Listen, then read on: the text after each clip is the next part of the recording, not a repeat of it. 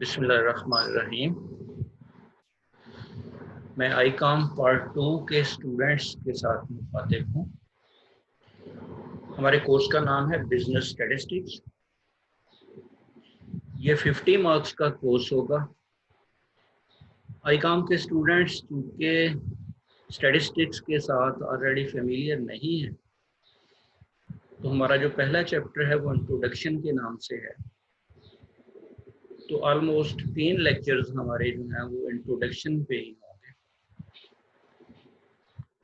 ये 3 दिन का काम प्योरली थ्योरेटिकल होगा, जिसमें मैं कोशिश करूंगा कि आपको उसकी हिस्ट्री बता दी जाए कि स्टैटिस्टिक्स का लफ्ज़ आया कहाँ से, इसके मीनिंग्स क्या हैं, आजकल ये लफ्ज़ किन किन मीनिंग्स में इस्तेमाल हो रहा है, इसके हमें एडवांटेजेस क्या मिलेंगे एज ए सब्जेक्ट, किस तरह से दूसरे सब्जेक्ट में ये हमारी हेल्प करता है, स्टैटिस्टिक्स के लिए रिस्ट्रिक्शंस क्या हैं, इसकी लिमिटेशंस क्या हैं एंड सच अदर्स। तो हम शुरू करने जा रहे हैं जी। फर्स्ट चैप्टर नाम है जिसका इंट्रोडक्शन। स्टैटिस्टिक्स का लफ्ज़ जो है, अगर हम इसका ओरिजिन ढूंढें तो हमें पता चलता है कि सबसे पहले लैटिन लैंग्वेज में एक लफ्ज़ इस्तेमाल हुआ स्टेटस, लेकिन इसके मीनिंग्स वो नहीं थे जो स्टैटिस्टिक्स के आजकल इस्तेमाल होते हैं, बल्कि उस वक़्त इसके मीनिंग एक पॉलिटिकल स्टेट के थे। फिर इटालियन लैंग्वेज में स्टैटिस्टा का लफ्ज़ इस्तेमाल हुआ, उसके मीनिंग भी पॉलिटिकल स्टेट के ही हैं। जर्मन वर्ड है हमारे पास स्टैटिस्टिक, जिसके स्पेलिंग है STATISTIK, उसके मीनिंग भी सिमिलर पॉलिटिकल स्टेट के।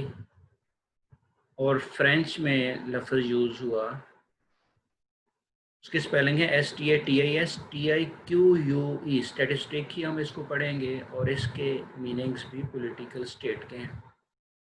तो सिंपली हम कह सकते हैं कि स्टैटिस्टिक्स का लफ्ज़ आजकल जिन मीनिंग्स में इस्तेमाल हुआ ये वो वाले नहीं हैं, बल्कि ये ओरिजिन है उन वर्ड्स का जहाँ से स्टैटिस्टिक्स का लफ्ज़ हमारे पास आया। तो ये लैटिन वर्ड हो, इटालियन हो, जर्मन हो या फ्रेंच हो, उन सब में इसके मीनिंग एज ए सब्जेक्ट नहीं है, बल्कि इसके मीनिंग है एज ए पॉलिटिकल स्टेट। अब हम बात करते हैं कि स्टैटिस्टिक्स नॉवेडेज किन मीनिंग्स में इस्तेमाल होता है। तो आजकल स्टैटिस्टिक्स का लफ्ज़ सिंगुलर के तौर पे भी इस्तेमाल होता है और प्लूरल के तौर पे भी। जब हम एज ए सिंगुलर बात करते हैं तो उससे मुराद एक सब्जेक्ट का नाम है।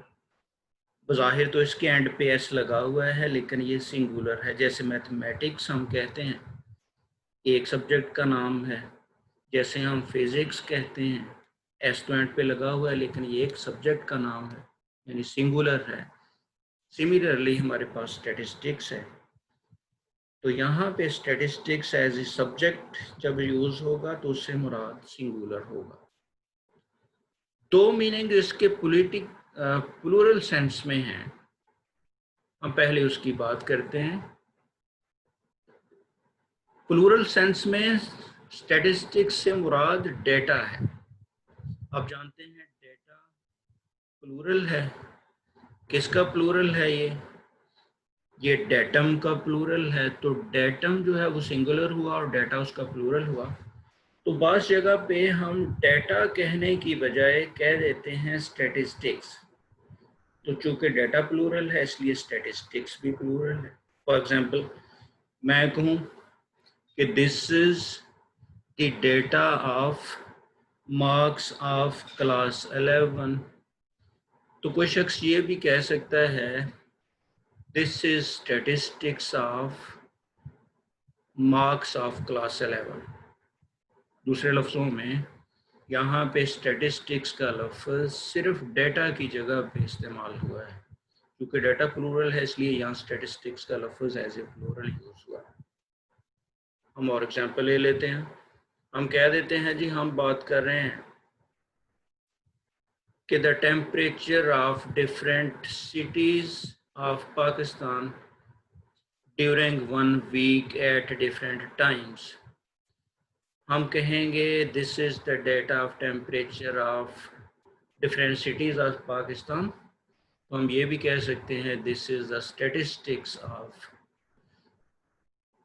Temperature of different cities of Pakistan. दूसरे लफ्ज़ों में सिंपली मैं ये कहूँगा कि हमने डेटा का लफ्ज़ हटा के उसकी जगह पे स्टैटिस्टिक्स का लफ्ज़ यूज़ कर दिया। तो चूँकि डेटा प्लूरल था इसलिए यहाँ पे statistics as a plural use हुआ। स्टैटिस्टिक्स एज ए प्लूरल एक यूज़ इसका और है, वो ये है कि जब हम फील्ड में किसी किस्म की कोई स्टडी करते हैं तो हमारे पास दो तरीके होते हैं, या तो हम टोटल को स्टडी कर लें या फिर उसका एक हिस्सा लेके स्टडी कर लें। जैसे स्टैटिस्टिक्स की लैंग्वेज में हम टोटल हो तो पॉपुलेशन कहते हैं और अगर उसका हिस्सा हो तो हम उसको सैंपल का नाम देते हैं। अब टोटल को स्टडी करेंगे तो हमारे पास एक्यूरेसी ज़्यादा आएगी, लेकिन ये टाइम कंज्यूमिंग जॉब होगी, इस पे एक्सपेंडिचर्स ज़्यादा आएंगे, हमें देर से रिजल्ट मिलेगा, एक्यूरेसी 100% होगी। जबकि हम टाइम बाउंड होने की वजह से अक्सर जगह पे टोटल को स्टडी करने की बजाय उसका एक हिस्सा स्टडी कर लेते हैं। तो उसका वो हिस्सा जो हम स्टडी करते हैं उसको सिलेक्ट करने के हमारे पास स्टैटिस्टिकल टेक्निक्स होती हैं जिन्हें हम सैम्पलिंग टेक्निक्स कहते हैं।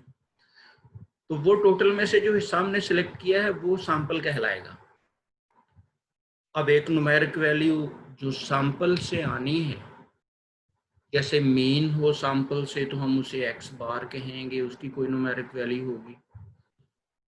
हमारे पास स्टैंडर्ड डेविएशन हो सैंपल से तो हम उसे s से डिनोट करेंगे, वो भी हमारे पास एक न्यूमेरिक वैल्यू होगी।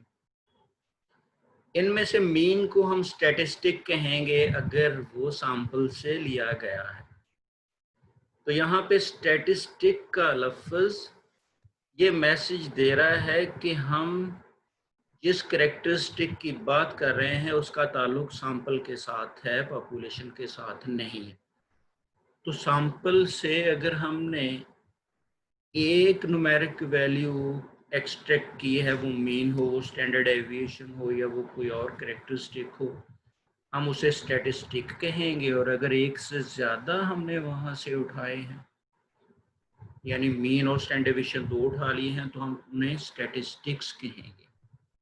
तो यहाँ पे स्टैटिस्टिक का प्लूरल है, और स्टैटिस्टिक क्या है, वो कोई भी न्यूमेरिक वैल्यू है जो हम सैंपल से लेते हैं। तो यहाँ भी स्टैटिस्टिक्स का लफ्ज़ ऐसे प्लूरल यूज हुआ। हम बात करते हैं इन द सिंगुलर सेंस या एज ए सब्जेक्ट। तो in the singular sense as a subject, मैंने पहले कहा जैसे मैथमेटिक्स में एंड पे एस लगा हुआ है तो उसका मतलब ये कतई नहीं कि ये प्लूरल है, बल्कि एक सब्जेक्ट का नाम है इसलिए सिंगुलर है। सिमिलरली स्टैटिस्टिक्स एक सब्जेक्ट का नाम है। स्टैटिस्टिक्स एक साइंस है जो सिस्टमैटिक तरीके के साथ डाटा को कलेक्ट करती है, उस डाटा को अच्छे अंदाज के साथ प्रेजेंट करती है, उस डाटा को एनालाइज करती है, किसी ऑर्डर में अरेंज करने के बाद, कोई उसको टेबुलेटेड फॉर्म में लाने के बाद, कोई उसकी फ्रीक्वेंसी डिस्ट्रीब्यूशन बनाने के बाद और एनालिसिस के बाद फिर हम उसकी इंटरप्रिटेशन करते हैं, और इंटरप्रिटेशन करने के बाद हम कोई कंक्लूजन ड्रा कर देते हैं। इसमें अहम बात यह है कि ये सारा का सारा प्रोसेस सैंपल डेटा की बेस पे किया जाता है, और कंक्लूजन जो है या डिसीजन जो है वो पॉपुलेशन के बारे में ड्रा किया जाता है। दूसरे लफ्ज़ों में कंक्लूजन है टोटलिटी के बारे में, जबकि इंफॉर्मेशन हम सैंपल से लेते हैं। तो हम कह सकते हैं कि स्टैटिस्टिक्स एज ए सब्जेक्ट कौन कौन से काम कर रही है। स्टैटिस्टिक्स की जिम्मेदारी है डेटा को कलेक्ट करना। डेटा कहाँ से कलेक्ट करना है, वो सैंपल से होगा, और सैंपल किस तरह से सिलेक्ट करना है ये एक अलग से फुल फ्लेज टॉपिक है हमारा। सैम्पलिंग टेक्निक्स, उसमें हम डिटेल से इसकी बात करेंगे। कलेक्टेड डेटा जो है उसमें कोई ऑर्डर नहीं होता, कोई सिमेट्री नहीं होती, कोई रिदम नहीं होता, खूबसूरती का कोई पहलू नहीं होता। तो हम क्या करते हैं, उस डेटा को अच्छे अंदाज के साथ प्रेजेंट करते हैं, फिर उसको एनालाइज किया जाता है और फिर डेटा इंटरप्रिटेशन होती है। तो ये सारे का सारे काम स्टैटिस्टिक्स के हवाले है, स्टैटिस्टिक्स ये सारे का सारा काम करेगी। तो स्टैटिस्टिक्स दूसरे सब्जेक्ट में रिसर्च वर्कर की फिर हेल्प करती है, क्योंकि किसी भी सब्जेक्ट में जब हम हायर लेवल पे जाके रिसर्च पेपर की, पब्लिकेशन की, थीसिस की या रिसर्च रिपोर्ट की बात करेंगे तो हमारा कंसर्न डेटा के साथ होगा। और स्टैटिस्टिक्स वाहिद वो साइंस है जो वहाँ पे हमारी हेल्प करेगी। यहाँ पे ये चीज़ अहम है कि हमने इसको साइंस लिखा है। स्टैटिस्टिक्स को हम साइंस क्यों कह रहे हैं, उसकी बहुत सिंपल सी रीज़न है। आपने किसी स्टेज पे पढ़ा कि साइंटिफिक मेथड क्या होता है। साइंटिफिक मेथड में हमने 4 स्टेप्स पढ़े थे और कहा था कि हर वो सब्जेक्ट जो इन स्टेप्स पे चलते हुए काम करे वो साइंस है। आपको अच्छी तरह याद होगा, मैट्रिकुलेशन लेवल पे आप पढ़ के आए, वो 4 स्टेप्स जो थे वो यही थे। जब हम उसमें ऑब्जर्वेशन की बात करते थे तो वो एक किस्म की डेटा कलेक्शन है। उसके बाद हम उसमें फिर हाइपोथेसिस ड्रा करते थे। फिर हाइपोथेसिस को चेक करने के लिए हम वहाँ पे एक एक्सपेरिमेंट करते थे जिसे हम यहाँ पे एनालिसिस का नाम देते हैं। और एनालिसिस के बाद हम वहाँ पे एक रिजल्ट देते थे जिसे हम यहाँ इंटरप्रिटेशन या कंक्लूजन का नाम दे रहे हैं। तो ये चारों वही स्टेप्स हैं जो साइंटिफिक मेथड में डिस्क्राइब किए गए हैं, इसलिए हम इसको साइंस कह रहे हैं। Statistics is a science. Statistics के कुछ कैरेक्टरिस्टिक्स हैं, हम उनकी तरफ आते हैं। नंबर 1 है statistics are the aggregate of facts. ये फैक्ट्स की एक कलेक्शन होगी। उन फैक्ट्स को हम न्यूमेरिकल ऑर्डर में लेके आएंगे, न्यूमेरिकल फॉर्म में लेके आएंगे। अगर वो वैल्यू न्यूमेरिकल है देन इट्स ओके, मेजर्ड है देन इट्स ओके। वो मेजर्ड कंटिन्यूस फॉर्म में है या डिस्क्रीट फॉर्म में है, इट इज़ ओके। लेकिन अगर वो फैक्ट्स हैं, जैसे जेंडर है, जैसे सिटी है, जैसे कंट्री है, तो हम उसके लिए फिर उसकी कोडिंग करते हैं, न्यूमेरिक फॉर्म में लाते हैं। फिर statistics are greatly affected by multiplicity of causes। Data हम रिकॉर्ड करते हैं, लेकिन डेटा को अफेक्ट करने वाली कई एक रीजंस होती हैं, एक दो नहीं, मल्टीपल रीजंस होती हैं जो डेटा को अफेक्ट करती हैं। तो जब हम कंक्लूजन ड्रा करते हैं तो कंक्लूजन ड्रा करने के बाद फिर हम उसकी काजेस की तरफ फोकस करते हैं कि कौन कौन सी काजेस ऐसी हैं जो इस डेटा को ज़्यादा अफेक्ट कर रही हैं, कौन सी ऐसी हैं जो कम अफेक्ट कर रही हैं, और हमें किन पे फोकस करना चाहिए, किन पे फोकस करने की ज़रूरत नहीं है। और अगर हमने प्रायोरिटी वाइज फोकस करना हो तो सबसे पहले किसको करेंगे, फिर किसको करेंगे और फिर किसको करेंगे, एंड सो ऑन। फिर है जी कि स्टैटिस्टिक्स न्यूमेरिकली एक्सप्रेस्ड होंगी। अभी हमने बात की कि हमारे पास डेटा नॉन न्यूमेरिक फॉर्म में भी हो सकता है जिसे हम फैक्ट्स का नाम देते हैं। तो अगर वो फैक्ट्स हैं यानी नॉन न्यूमेरिक फॉर्म में डेटा है तो हम उसको न्यूमेरिक फॉर्म में लेके आएंगे। उसके लिए हमारे पास डिफरेंट प्रोसीजर्स मौजूद होते हैं। फिर जी statistics are enumerated and estimated according to reasonable standard of accuracy. कुछ इंटरनेशनल स्टैंडर्ड्स होते हैं डेटा रिकॉर्डिंग में, डेटा को मेजर करने में। हम उन स्टैंडर्ड्स को ज़रूर मद्देनज़र रखते हैं, उनसे हम डेविएट नहीं कर सकते। अगर हम उनसे डेविएट करेंगे तो फिर हमें वो स्टैंडर्ड ऑफ एक्यूरेसी नहीं मिलेगा जो हम अचीव करना चाह रहे हैं। लिहाजा ये चीज़ अहम है कि स्टैंडर्ड ऑफ एक्यूरेसी, जो इंटरनेशनल स्टैंडर्ड ऑफ एक्यूरेसी है, उसके मुताबिक काम किया जाए। स्टैटिस्टिक्स जो है वो कलेक्ट किए जाते हैं और एक सिस्टमेटिक मैनर के साथ, एक ऑर्गेनाइज्ड ऑर्डर के साथ कलेक्ट किए जाते हैं। स्टैटिस्टिक्स कलेक्ट करने से पहले, यानी डेटा कलेक्ट करने से पहले, हमारे जहन में एक पर्पस होता है, हमारे जहन में एक क्वेश्चन होता है जिसका हम आंसर ढूंढ रहे होते हैं। लिहाजा स्टैटिस्टिक्स जब हम कलेक्ट करेंगे तो हमारे माइंड में एक पर्पस होगा, उस पर्पस को मद्देनजर रखते हुए हम डेटा कलेक्शन करेंगे।